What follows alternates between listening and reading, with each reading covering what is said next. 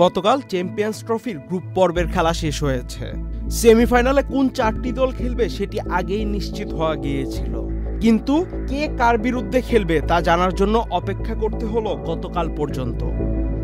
দুবাইয়ে মুখোমুখি লড়াইয়ে নিউজিল্যান্ডকে হারিয়েছে ভারত, আর তাতে নিশ্চিত হয়েছে এবারে চ্যাম্পিয়ন্স ট্রফির সেমিফাইনালের লাইন আপ।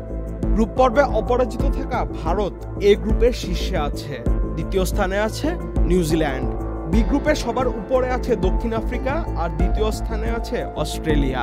তাই নিয়ম অনুযায়ী ভারতের বিপক্ষে সেমিফাইনালে খেলবে অস্ট্রেলিয়া। আগামীকাল 4 তারিখ দুবাই ইন্টারন্যাশনাল ক্রিকেট স্টেডিয়ামে হবে ম্যাচটি। পরদিন 5 তারিখ লাহোরে দক্ষিণ আফ্রিকা ও নিউজিল্যান্ডের মধ্যকার সেমিফাইনাল অনুষ্ঠিত হবে।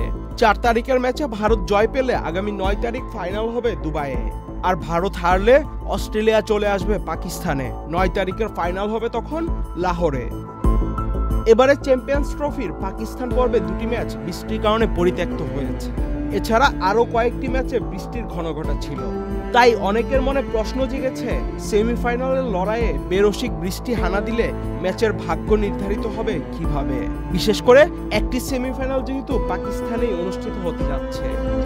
তবে হ্যাঁ, স্বস্তির খবর আছে, শেষ 4-এর লড়াইয়ের জন্য রিজার্ভ ডে থাকছে। 4 মার্চ নির্ধারিত প্রথম দিনের সেমিফাইনাল মাঠে না গড়ালে পরের দিন রিজার্ভ ডেতে খেলা হবে। দ্বিতীয় সেমিফাইনালেও রিজার্ভ ডে থাকছে পরের দিন। তবে আবহাওয়া সূত্রে জানা গিয়েছে বৃষ্টি হওয়ার সম্ভাবনা খুব একটা নেই। এছাড়া আগামী 9 মার্চের শিরোপা নির্ধারণী ম্যাচেও একদিন রিজার্ভ ডে রাখা হয়েছে।